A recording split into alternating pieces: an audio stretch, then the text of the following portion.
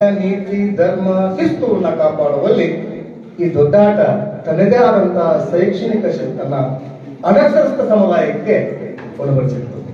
ಹಾಗೆ ಆ ಕೆಲವು ಪರಂಪರೆಯನ್ನ ಅಳವಡಿಸಿಕೊಂಡು ಬಂದಂತವರು, ಜೊತೆಗೆ ಸಾಮಾಜಿಕ ನಾಟಕದಲ್ಲಿ ಅನೇಕ ನಾಟಕದಲ್ಲಿ ನಾನು ಅಭಿನಯ ಮಾಡಿ ಕಲಾ ಪರಂಪರೆಯನ್ನ ಬಹಳ ಪ್ರೀತಿಯಿಂದ ಹಾಕೊಂಡಂತವ್ರು. ಹಾಗಾಗಿ ಆ ದೊಡ್ಡಾಟದ ನಾಂದಿಯೊಂದಿಗೆ ನಾನು ಮಾತನ್ನ ಆರಂಭ ಮಾಡಿ, ಶ್ರೀ ಗೌರಿ ವರನೆ ಕರುಣಾಸಾಗರನೆ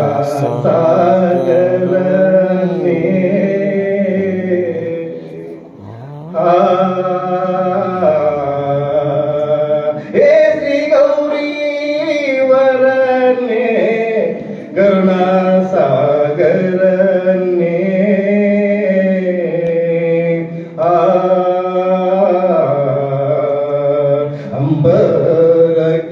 ಅಂಬರಕೇಶನೆ ಶಂಭು ಶರ್ವೇಶನೆ ಅಂಬರಕೇಶನೆ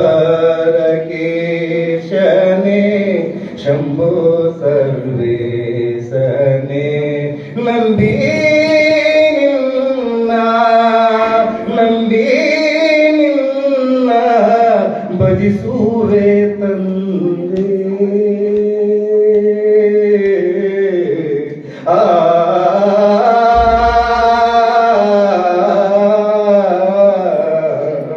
ನಂಬಿ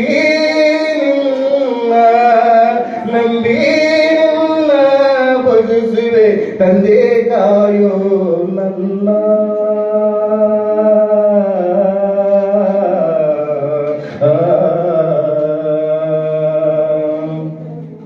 ಹಿಂಗೆ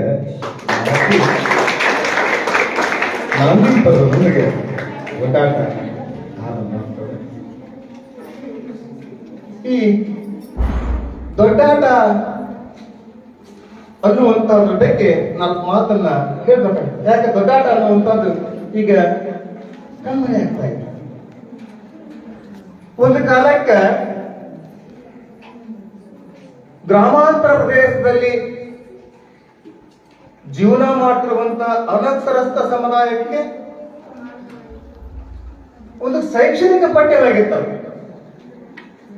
ನಾವೀಗ ಶಾಲಾ ಕಾಲೇಜುಗಳಲ್ಲಿ